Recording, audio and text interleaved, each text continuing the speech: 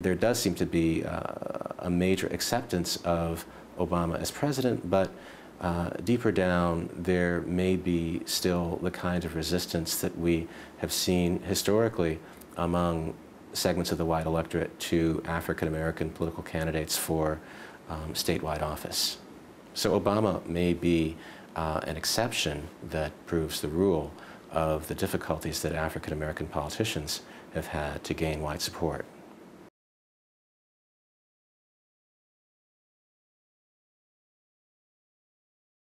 Well, it's hard to see any negative consequences, although I think that there's a paradoxical situation in which the visibility of Obama as this major symbol of success, of African-American success, as well as the visibility of other prominent African-Americans like Oprah Winfrey, may create a certain complacency among the American public. And they may think that, well, we have really crossed a page, and it actually may make a frank and open debate and discussion of issues of race and continuing problems around race more difficult to have.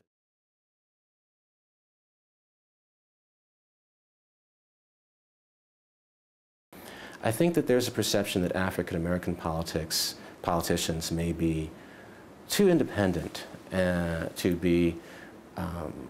to enjoy support that crosses racial boundaries.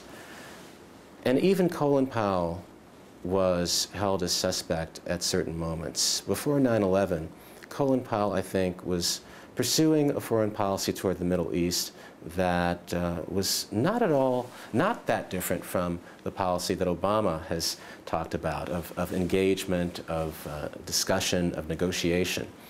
And Powell was excoriated for this in columns. I remember a column by George Will that said that Powell had gone native in his advocacy of a Middle East peace process that would have been more equitable and would have tilted the balance somewhat towards the United States' very strong support of Israel, towards brokering some kind of two-state solution.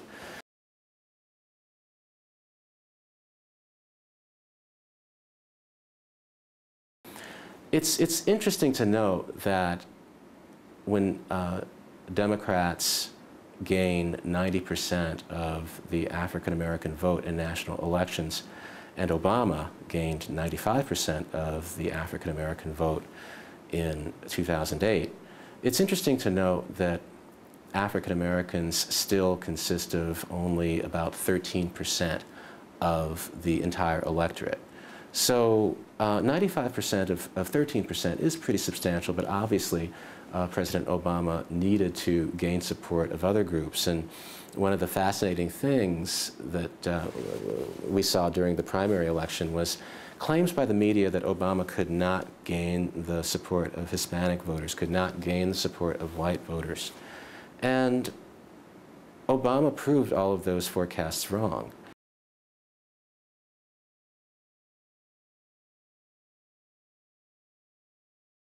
If one goes back to his campaign speeches, if one looks at what he's done to date, you know, he's very much of a centrist.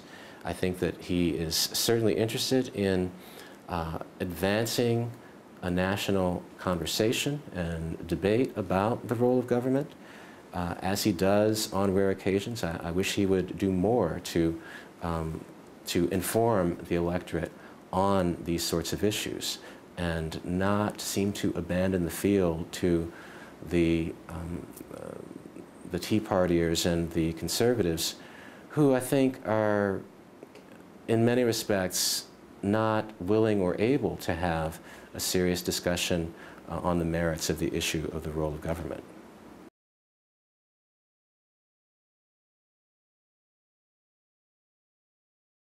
It'll be very interesting for African-American candidates running under the Republican Party to see if white voters will support them as black candidates and overcome what has been historically a certain suspicion among certain segments of the white electorate towards black candidates and candidates of color.